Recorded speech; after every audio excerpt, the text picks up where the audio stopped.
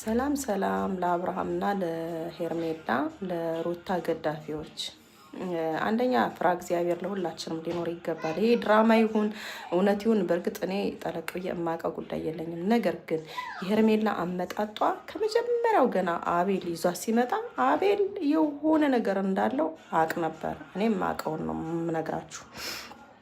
የአቤል አመጣጥ አብርሃምና ሩታን ማስጠቆር ካሉበት ነገር ዝቅ እንዲሉ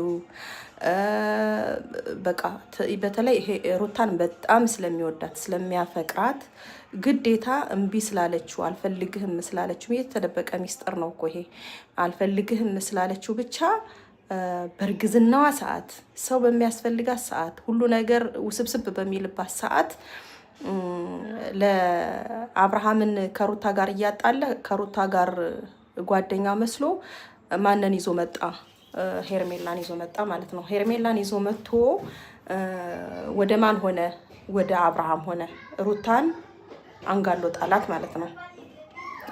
አብርሃም ግን ያልተረዳው ነገር ቢኖር ሩታ ለአብርሃም ክብር ብቻ አይደለም ትልቅ ነገር አላት። አሁንም እሱን ለማዳን እየጣረች ነው ያለች። ነገር ግን አብርሃም በጣም ባለጌ ነው። እሷን ሚዲያ ላይ ያዋርዳታል። ትናንትና ከመጣች ልጅ ጋር ይሄን እድገት አብራ ያመጣች ሩታ ናት። ከሩታ ጋር ሆኖ ህዝብ ይወደው ነበር፣ በጣም ያከብረው ነበር። አሁን ደግሞ ሩታን እያስጠቆረ ሄርሜላን ከፍ እያደረገ የሄርሜላን አመጣጥ ቁጭ ብሎ ቢያውቀው ኑሮ ያን ሰዓት አመጣ እጁ ላይ ስታደርግለት ነው ሁሉ ነገር የተበላሸው። ስለዚህ ወገን ማስተዋል ጥሩ ነው። የዚችን ልጅ ፎቶ በመዘቅዘቅ ከመሳደብ ምናምን ማስተዋል ጥሩ ነው። የሄርሜላ አመጣጧ ለምና ነው የመጣች? ሰርፕራይዝ ላድርግህ እንደዚህ ነው በቃ አድናቂ ስለሆንኩ ነው ምናምን ብላ ነው የመጣች። ማን ያመጣት? አቤል ነው ያመጣት። አስተውሉ፣ ሴት ናችሁ። በሴትነታችሁ እቺን ልጅ አታንቋሽሿት። እንደ ሴትነቴ አታንቋሽሿትኝ።